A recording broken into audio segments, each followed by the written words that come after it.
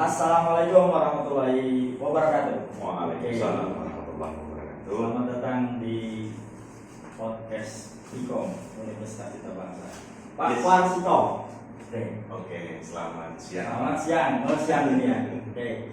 Terima kasih sudah datang ke undangan podcast Ikom. Yes. Hari ini. Ini Sama-sama. perdana kita tayang bisa 2 atau 3 hari kemudian kita ngomong tadi sesuai kesepakatan ya.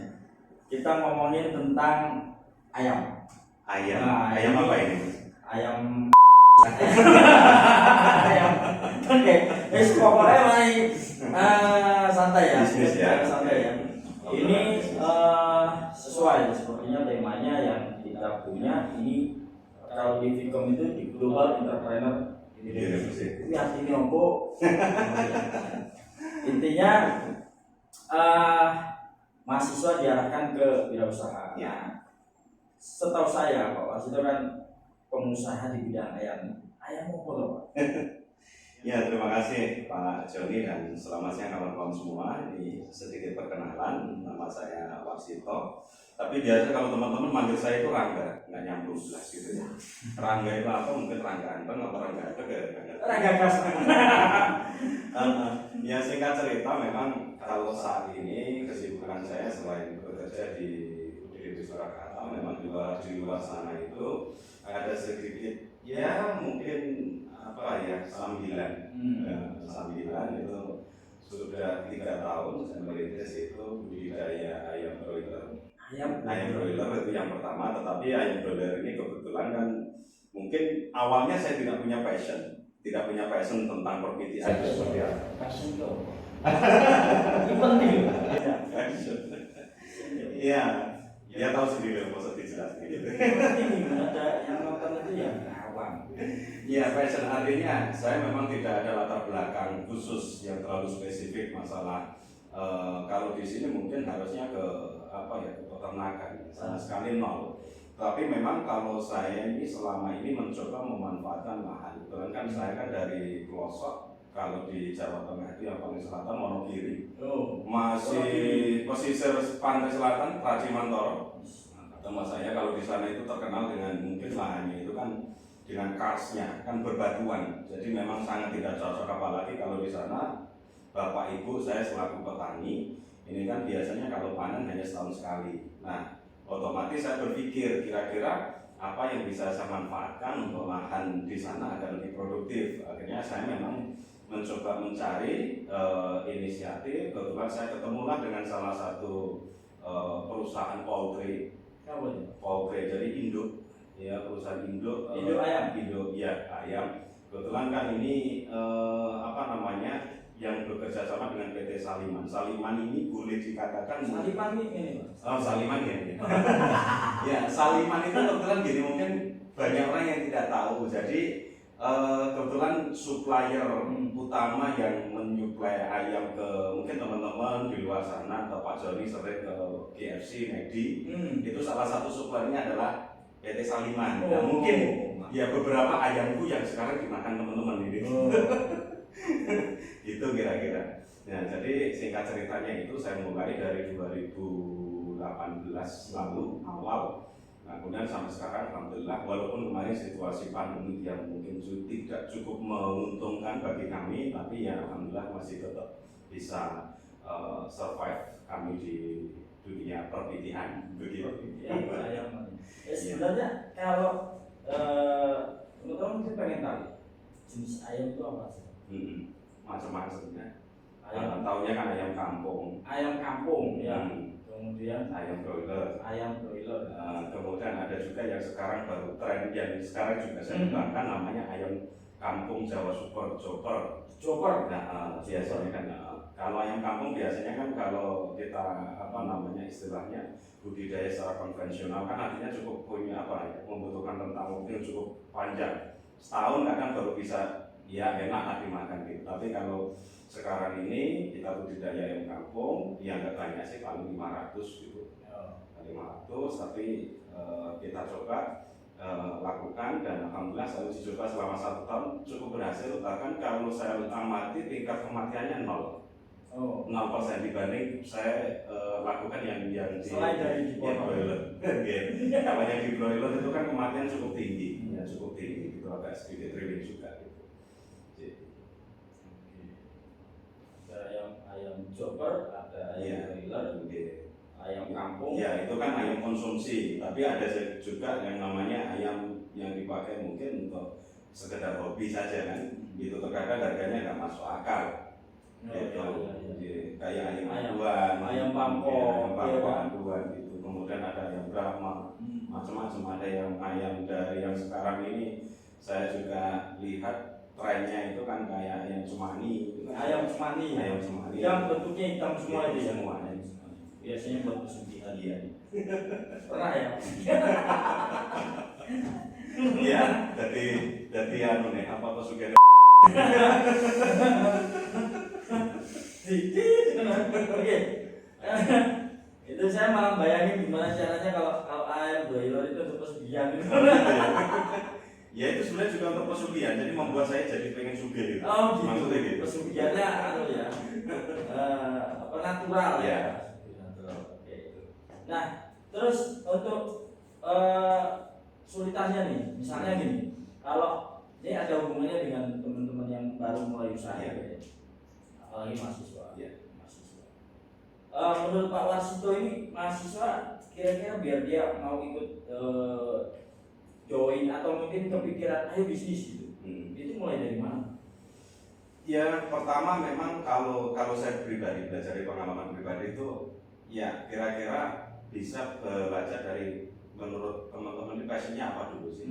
Gitu. Kalau teman-teman di sini banyak yang dari dunia komputer, mungkin passionnya itu bisa juga dikembangin. Tapi kalau saya itu sebenarnya dulu juga pernah kuliah di bidang informatika, tapi dia nggak terlalu seneng banget gitu. Cuman delala itu kalau saya ingat bahasa Mario Teguh itu banyak orang yang ternyata itu tidak berbakat, akhirnya berbakat itu karena membakati sesuatu yang dilakukan.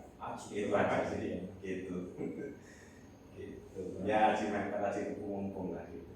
Tapi selain dari juga wirausaha ayam, ya. ayam, ID-nya juga bagus, Photoshop, Corel-nya luar biasa, bagus sekali. Mungkin ini salah satu hasil dari ID.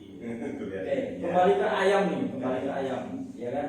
Misal ada mahasiswa mulai nih, saya mau mulai kadang-kadang karena modalnya sedikit, dia piara 5 atau 10 itu rugi, untung atau justru nggak akan terjadi apa-apa? Maksudnya nggak untung nggak rugi. Maksudnya modal 5-10 juta. Biji. Oh iya. Kalau saya sebenarnya modal berapapun itu bisa jadi untung. Ya, intinya apa? Mau mencoba dulu. Karena saya begini. Dulu saya pernah memulai itu bahkan apa ya istilah dari kutukan hanya satu. Saya mencoba bukan indukan sih. Kalau bahasa ngetren mungkin DOC ya. Kutuk itu sing baru netes sehari 2 hari. Soalnya tadi saya ngobrol dengan orang-orang dulu juga nggak paham bahasa sana. Iya. Kutukan itu apa? Anakan. Ya anakan yang baru netes sehari. Oh itu kutukan ya. Kalau bahasa ngetren sekarang DOC. Itu terus. Nah kemudian saya coba istilahnya besarin gitu dengan teknik tertentu, tapi memang saya mencoba melihat dari teman-teman yang sudah berhasil. Ternyata seperti apa sih, apalagi indukan yang tidak punya, anakan yang tidak punya indukan biasanya kan usia segitu kan rawan mati kan gitu kan. Ya, jadi gimana caranya biar ini nggak mati? Akhirnya ternyata harus dibikin brooding dan sebagainya, harus selalu dipanasi dan sebagainya. Bisa menggunakan api atau bisa juga dengan lampu dan sebagainya selama beberapa hari tertentu, kemudian bisa kita katakanlah cukup punya daya tahan tubuh yang cukup, akhirnya bisa kita lepas gitu. Nah kemudian pelan-pelan naik dari 1-2 ekor, akhirnya saya coba bikin kembangkan dari ke 150, 200, kemudian 300, terus ini 500 untuk yang kampung. Yang coba tadi ya. Yang broiler sampai berapa? Kalau broiler masih sedikit, baru 2.500. Pengennya mungkin dalam waktu dekat ya bisa 10.000 dulu, kemudian pelan-pelan nanti bisa ke 20.000. nanti ke 2000 turun lagi. ini unik ya unik. Oke, jadi kalau anak-anak tanpa ibukan dia harus ada proses pemanasan, namanya brooding. Berarti sudah ahli kalau menangani yang berbondong sama orang tua kayak gitu ya, harus dipanas. Itu ada minum di Bang. Unik. Ini tak minum ya Pak? Oh iya silakan. Diminum silakan.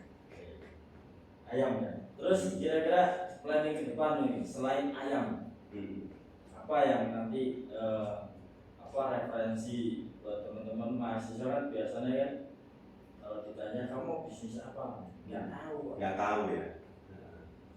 Karena begini, terkadang bisnis itu bisa jadi awalnya kita nggak tahu, cuma ikut-ikutan. Tapi ya karena ikut-ikutan itu juga sebenarnya itu yang ternyata saya amati 3 tahun terakhir ini boleh dikatakan bisa sedikit membawa saya ya ada sedikit perubahan gitu. Yang semula 0, ini kalau dalam bahasa matematikanya naik ke konstanta 1, mungkin ke 2 lah gitu. Jadi nggak 0 terus gitu. Itu cah geografi. Konstanta yo. Gitu kira-kira. Nah kalau saya memang pengennya fokus, nggak pengen ke mana-mana dulu bisnisnya itu aja dulu saya tekuni, tapi yang harus saya lakukan adalah apa, minimal bisa sustain dulu, kemudian kalau bisa agar bisa grow ini mungkin saya pelan-pelan harus bisa menambah volumenya gitu. Nah tapi target terbesar saya adalah saat ini selain saya bekerja juga mengembangkan usaha itu, pengen fokus itu aja dulu. Mungkin saya nggak tahu nanti ke depan, siapa tahu kalau bisa punya poultry sendiri saya nggak tahu gitu. Itu aja. Karena begini, kalau terlalu banyak bisnis terkadang juga nggak bagus juga. Artinya fokusnya ini kan nanti bisa terpecah, nggak apa ya, nggak bisa menuju ke satu titik gitu. Artinya nanti malah mau sekolah itu kira-kira Pak. Tapi kalau terlalu fokus kerja di orang juga nggak bagus juga. Nggak bagus juga. Ya. Tapi yang harus dilakukan adalah ya itu selama bekerja jadi karyawan, tapi ya harus punya persiapan lah untuk sesuatu yang lebih besar di luar sana. Begitu. Apa itu? Ya, artinya bekerja iya, tapi berwirausaha juga sudah harus dimulai. Begitu. Jadi nanti kalau katakanlah sudah merasa satu sisi mungkin saya sudah bosan dengan pekerjaan, maka ketika usaha yang sudah saya rintis sudah katakanlah cukup sustain, begitu saya bisa lebih fokus ke sini dan saya akan lebih mengembangkan di sini. Gitu. Tapi kalau ditawarin, ada mungkin beberapa dari mahasiswa tawarin, kenapa kamu nggak bisnis? Jawabannya saya mau fokus kuliah. Padahal ditanyain mau gak pacaran, aku fokus kuliah. Padahal gak seneng nih. Kan jadi alasan itu ya. Kenapa gitu ya? Nah kalau saya juga aneh saja. Jadi kadang teman-teman ini kalau saya sering ya menanyakan sesuatu yang sama itu ke teman-teman. Kenapa kok nggak pengen kerja, kok pengen fokus kuliah, bahkan nanti kerjanya menunggu sampai kuliahnya selesai dulu baru dapat gelar, baru dapat pekerjaan. Sebetulnya kalau bisa digarisbawahi, teman-teman sekarang ini kuliah semester 2 atau semester 3 lah. Anda memulai pekerjaan yang sama saat ini. Ketika nanti sudah lulus pun, misalkan perlu waktu 2,5 tahun ke depan atau 3 tahun ke depan, Anda bekerja sekarang, minimal sebenarnya Anda itu sudah punya pengalaman 3 tahun. Bayangkan kalau 3 tahun lagi Anda lulus, misalkan walaupun punya gelar, Anda baru memulai pekerjaan, Anda sudah tertinggal 3 tahun. Gitu. Itu kira-kira. Jadi saran ya saran saya apapun pekerjaannya, penting Anda punya kesibukan bekerja gitu. Sambil melatih. Ya, sambil melatih kira-kira apa sih tren yang diperlukan di luar sana. Agar nanti teman-teman tahu kira-kira apa sih yang harus saya persiapkan mulai sejak sekarang gitu. Karena ya itu tadi khawatirnya nanti kalau 3 tahun mungkin trennya sudah berubah gitu. Karena dunia kerja kan dinamis itu kira-kira. Kalau dulu Mas Jalan pernah kuliah ya. Yang selain kuliah ngapain? Saya dulu kebetulan mungkin kalau kuliah nggak seberuntung teman-teman yang reguler. Saya itu dulu kuliahnya kelas karyawan, sore jam 6 sampai jam 9. Itu di salah satu PTS di Solo. Kalau pagi itu saya juga kerja dari jam berapa ya? Jam 7 sampai jam 5. Jam 5 itu full, kemudian saya punya waktu istirahat hanya 1 jam. Pekerjaannya saya kadang juga macam-macam, serabutan. Ya pernah jadi tukang juru parkir, pernah jadi cleaning service, pernah jadi marbot, pernah, security pernah, begitu. Ya. Tapi satu hal yang saya yakini bahwa sebetulnya orang di luar sana itu nggak peduli kita itu mau prosesnya seperti apa, yang penting nanti kan hasil akhirnya seperti ini. Gitu. Dari keempat pengalaman itu mana yang direkomendasikan? Marbot. Nah kalau saya kan ini pernah pengalaman mahasiswa kan, teman-teman mahasiswa ini, wah ini inspirasi. Marbot, satpam, cleaning service, sama apa satu lagi? Sebenarnya itu juga, saya bicara marbot, saya bicara cleaning service, saya bicara juru parkir itu sebenarnya di tempat yang sama. Oh gitu. Karena saya dulu tinggalnya di salah satu kampus, jadi turunan yang kono Surabaya, enak toh? Nah, enak, harus gratis. Inspirasi. Terus yang kono jadi tukang cleaning service, ya alhamdulillah untuk bayaran, gitu kan? Lah kuliah di sana kono sisan. Karena gimana? Jadi syukur implong sisan, ngombe sak kongkok ya. Nah gitu kira-kira. Inspirasi nih bang. Nah gitu kira-kira. Tapi ya tidak semua orang itu mau seperti itu. Tidak semua orang mau, tapi mungkin ya kalau saya menyadari bapak ibu saya itu nggak punya, bahkan nggak tahu saya itu kuliah di Solo itu nggak tahu, tahunya apa kerja. Gitu. Ya, bapak ibu tahunya kerja. Gitu. Jadi memang ya gimana ya, nggak mau bebani aja, nggak mau bebani bapak ibu. Dan berarti sebenarnya Pak Warsito itu beban keluarga. Ya mungkin ya. Wah, mungkin beban keluarga. banyak mengungsi dari keluarga terus bisa berdiri sendiri. Tapi unik tuh, maksudnya dari perjalanan pengalaman kan terus bisa bekerja, terus bisa berusaha. Iya. Oke, terus dari banyaknya ini kan masalah pandemi tadi katanya nggak ada hubungannya dengan wirausaha, nggak ada masalah. Ayam nggak mengenal pandemi. Sebenarnya mengenal juga, cuman ya begini, kalau saya katakan ya alhamdulillah tadi karena selama ini kan saya kan polanya kan kerjasama dengan pihak ketiga. Ya. Artinya begini, saya kan kalaupun katakanlah jalan usaha saya ini kan, saya kan cuman istilah wong Jawa itu kan gaduh ya, cuman besarin aja kan.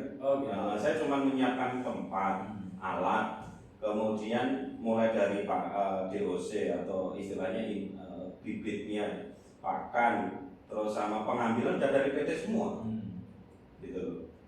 Jadi saya cuma terimanya beres aja. Masalahnya kalau PT nggak ngirim juga. Kalau PT nggak ngirim ya, saya baru mungkin katakanlah ya bingung juga. Mudah-mudahan siapa tahu kedepannya Pak Warsito bisa bertelur sendiri. Amin. Makanya tadi ya saya punya cita-cita ke depannya pengen punya poultry sendiri. Gitu. Ya proses. Gitu. Bertelur sendiri bukan berarti ngeluarin telur ya, proses telurnya itu. Terus membuat banyak ayam berpenghuninya, atau memisahkan dari orang tuanya. Oke, terakhir gini, ada pesan buat pesan gue mati ya. Maksudnya, ya mahasiswa ini ada pencerahan.